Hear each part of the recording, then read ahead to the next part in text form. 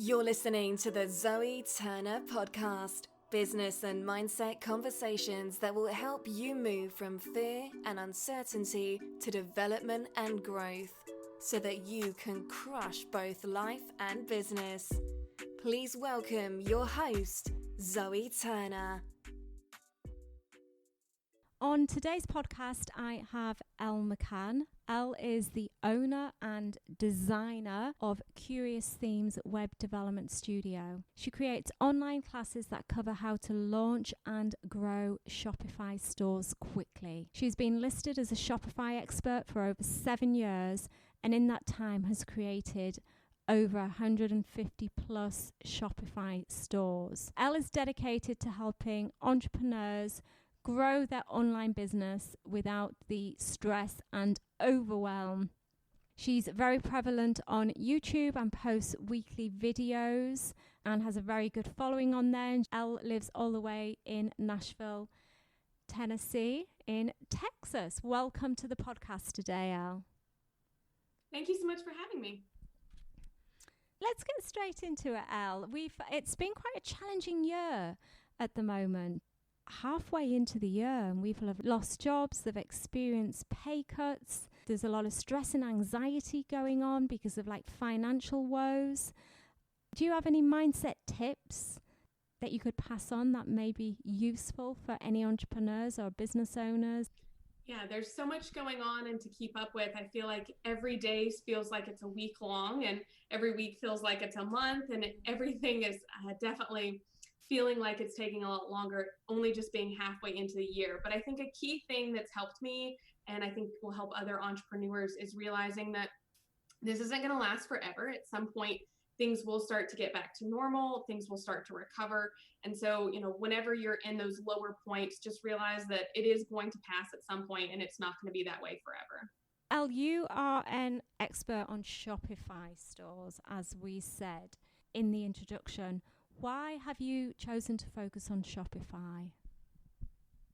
Yeah, so I originally came across Shopify about 10 years ago when I was looking for an e-commerce platform to use for my wedding invitation business. And even 10 years ago, they were really above and beyond the other competitors at that time. And I feel like they're still really leading the forefront for e-commerce. So there's a lot of other e-commerce options out there, but Shopify really just continues to innovate. And they were the first to add in what they call sales channels, which is where you can connect your store to Facebook, Instagram, and Pinterest, and be able to sell your products in multiple locations wherever your customer is, but it's all in one area and it still connects into your Shopify inventory. So you don't have to worry about overselling anything or having to create multiple different products for different stores. It's really seamless and streamlined. So it makes it a really easy process to get everything set up and get started selling quickly. For the individual listening to this who would like to earn an additional income stream, and they don't know anything about Shopify, they don't even have a product. Do you have to have a product, or the alternatives for them who has a typical Shopify store? Yeah, so there are a couple different options with Shopify. I would say that you would want to be a product-based business. It doesn't really work as well for service-based businesses, but you can have multiple different ways of a product-based business. So you could, in essence, create your own handmade product that you're selling online. You could do what's called dropshipping, which is where you are getting a product from somewhere else and selling it on your store. So this could be overseas or locally as well. Or you could be doing print on demand, which is where you don't have to purchase any inventory up front, and you're creating a design and then getting it printed by a fulfillment company on different products like mugs, t-shirts, and stuff.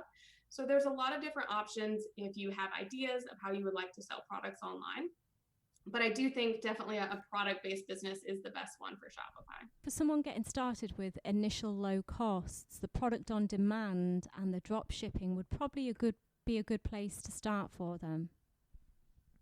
Yeah, I think there's a bigger barrier of entry when you start thinking about launching an online store and you think, okay, now I have to spend $10,000 worth of inventory cost, and you're not even sure if it's going to sell and it's going to resonate with your customers. So it is really nice to do something like drop shipping or print on demand, because then you can also test and see what products you think are going to work. Sometimes a product that you think is going to be like this crazy, awesome, good seller it ends up not resonating with people like you thought. And so being able to actually test some things out first before actually investing in inventory is really, really helpful and keeps that cost down, especially in the beginning. Those that don't know, what is drop shipping? So drop shipping would be you list a product on your store, but you don't actually manufacture it and you don't even ship it out. I do recommend that you order some test samples to make sure that it is good quality and it's being shipped very quickly. However, you're honestly not even being in the whole process of fulfillment. You're more just focused on getting people to your store. So there are a lot of different companies around the world that do drop shipping where you would find a product that they sell and list it on your site, and then you're advertising it, promoting it. But as soon as that order comes in, that company is the one that actually manufactures it, fulfills the order, ships it out to your customer for you. So it also does take not only less money to get started, but less time as well, in terms of you're not having to fulfill everything from your garage or something like that. With drop shipping, you're essentially selling someone else's product. Could you private label that and still drop ship it? Is that something that would be done under a drop shipping agreement? Yeah, absolutely. So a lot of times you want to make sure and test it first just to make sure it is going to resonate and actually be worth the effort, because sometimes it does take out of your profit margin if you're getting it white labeled. But yeah, that's definitely an option, especially as you're growing and you know that a product is working, to be able to white label and still use them for fulfillment. But that way you're able to build a little bit more of a brand, which is always really helpful when you're looking to actually scale your online store.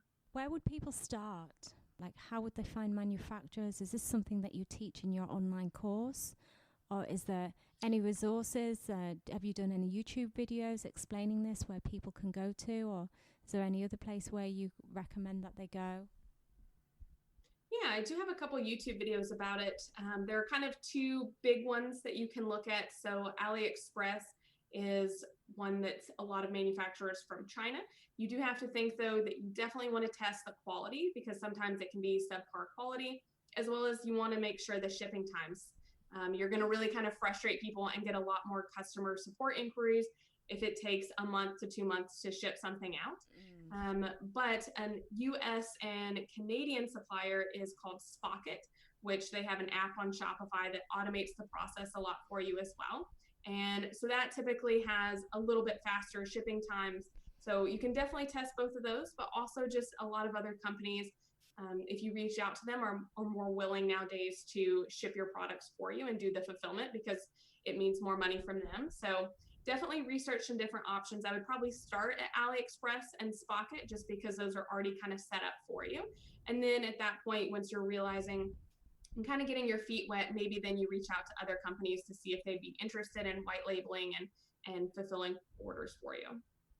Elle, for those that are listening to this podcast and they already have a Shopify store, but they're not actually achieving the sales that they would like, what suggestions do you have or advice would you have for them to drive more traffic to the store?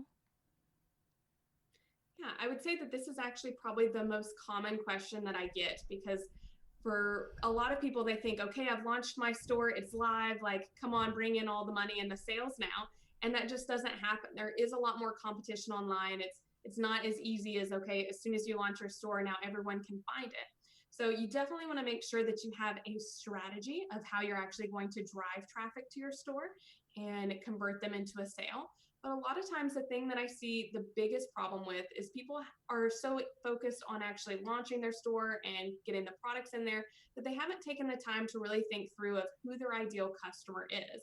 You really want to kind of niche that down, because your ideal customer, you want to really incorporate that a lot into your website copy, your imagery, your Facebook ads, and all those different things, so that whenever someone hits your store and they are your ideal customer, they go, oh, wow, this is really cool. Okay, I need this. And you want to have that kind of reaction, and that's what's going to get people to actually purchase from you. What would you say was the number one mistake that e-commerce owners currently make at the moment? I would say probably not having a marketing strategy, but also thinking that they're not going to have to spend any money on paid advertising. A lot of times in the beginning, paid advertising is a really great way to send quick traffic to your store and be able to test the products, test your, different copy and imagery on your site. But a lot of times people think, okay, I'm going to spend $50 on Facebook ads. And then after $50, they go, oh, Facebook ads don't work. I'm giving up. And a lot of times you do have to spend a little bit more money in the beginning to test and try different audiences, try different images and copy. So as much as I hate to say it, anticipate losing a little bit of money at first whenever you are doing paid ads to really figure out what messaging resonates the most. And then hopefully at that point, you can start actually getting a return on your investment. Okay, so I guess it's just to keep going and don't give in too soon. Exactly. A lot of people get started and they don't actually give it the traction, let it get the traction that it can achieve because they just give up. I'd like to talk about YouTube, Elle, because I had a quick look at your channel and I was very impressed with your branding and the consistency that you have in posting videos. You said that you posted every 3 times a week. Is that still something that you do? And how did you build up such a committed following on YouTube?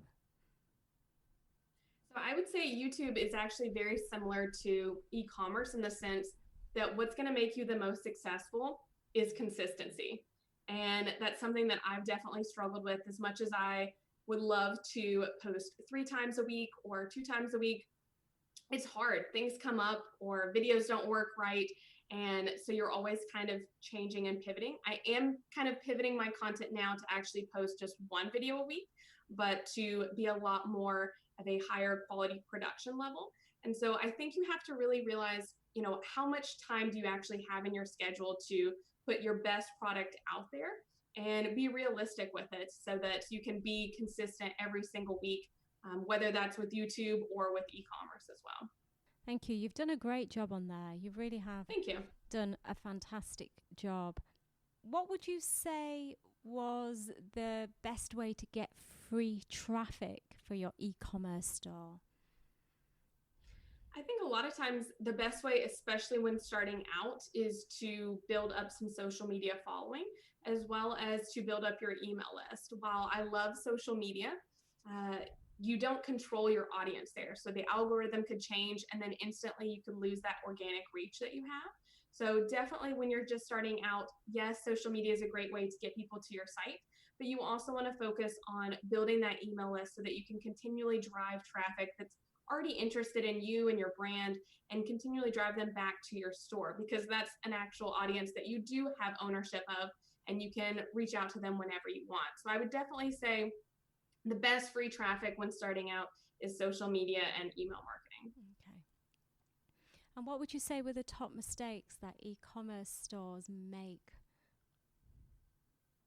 Yeah, I think having a strategy and then putting the consistency to it. So knowing, okay, I'm going to post on Instagram 3 days a week and I'm going to post about this type of content, because you don't want it to always just be like, hey, buy my product all the time. You're going to really turn people away. So having a strategy and knowing who your ideal customer is and how to constantly talk to them where it's not always about your product, but it's other topics that interest them that are still in line with your product as well.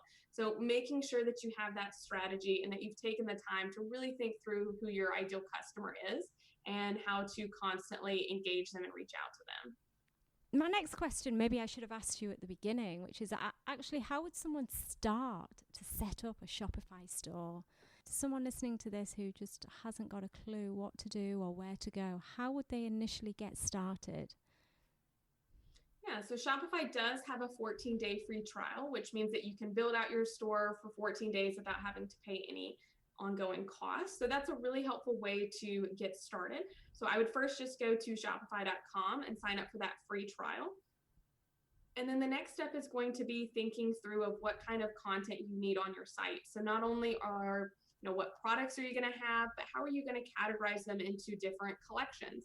So, for example, hats and tops and sunglasses. So making those kind of buckets that make sense to customers whenever they shop your store. If they come to your store and it's just all your products there, it's going to be very overwhelming. So knowing exactly how your ideal customer is going to navigate through your site and figure out where the different collections are of how they can shop your products. And then the last thing I would think about would also be what kind of information you want to have on your site, like your About Us page or FAQs. Things like that kind of take a little bit of additional time that people don't really realize. But your About Us page is one of your top performing pages that people go to on your site. So it's really important to make sure that when you are building out your store, that you do think about those things that people are going to be interested in learning more about you and how you can incorporate your branding and your story throughout your store as well. Going back to when you first started out, what type of things did you sell? I know you initially said you used it for your wedding invitation business. I'm assuming you've had a few Shopify stores over the years. For you personally, what have you found to be the most successful? Yeah, so I started out with the wedding invitations just because that was a business that I have. I have a background in graphic design, so a lot of my stores are actually focused on, my favorite is print on demand. So it's something where I can create a product and a design myself, and then I'm getting another company to then print that design on mugs and t-shirts, things like that. So I've really liked that the most just because I come from that design background, and it does let you kind of have that independence to whenever you have an idea that you think would resonate with your audience to try it out. And again, you're not having to purchase all that inventory up front. So it is really kind of at least freeing as a designer to be able to design something and go, we'll see if people like this or not, and not have to worry about any lost money in terms of inventory as well. And where would someone go to find out the best companies for printing on demand? Are there any top companies out there that you would recommend that people go? So if you're using Shopify, I would definitely recommend either Printful or Printify, because they are both platforms that it can print on a large amount of products, but you can actually add the app into your Shopify store. So as soon as that order comes in through the app, it actually goes directly to that printing company. So you don't have to do any back and forth emailing with the printing company. It's automatically sent to their system. So again, it's taking a lot more of time away from you of having to worry about the fulfillment. As soon as it comes in, it instantly goes to them. And they do have nice competitive prices as well. So that's Printful and Printify that I would recommend. Thank you. That sounds like a great place for someone to start at. If they're completely new to this, they haven't got any experience, and they just want to test it and give it a go, and this would probably be a fantastic place for someone to get to start and test it out. So thank you for that. Yeah, and I mean, if you're not a designer, then you will have to think about, who is going to actually design the products for you. So you may have to hire a designer, so you may have some additional costs there. I've heard of a lot of people using 99designs.com, and it's kind of like a crowdsourcing of a design competition. So you can get a couple different designs that you can choose from of what you like best if you bring the initial concept for them. So there would be a tiny bit additional cost if you yourself are not a designer or don't have a designer on your team doing print on demand. But there are definitely a lot of resources out there to find designers easily. I think print on demand would actually be good for my clothing on my website. I'm currently looking for suppliers for that. But I guess logistically, you need to think where you are as well. I mean, I have a large audience in the States, but also obviously I'm based in the UAE, and a lot of people listening from here do live in the UAE. So I guess if they're looking at print on demand, maybe they would be looking at suppliers in the UAE rather than the US, because there's going to be the shipping time.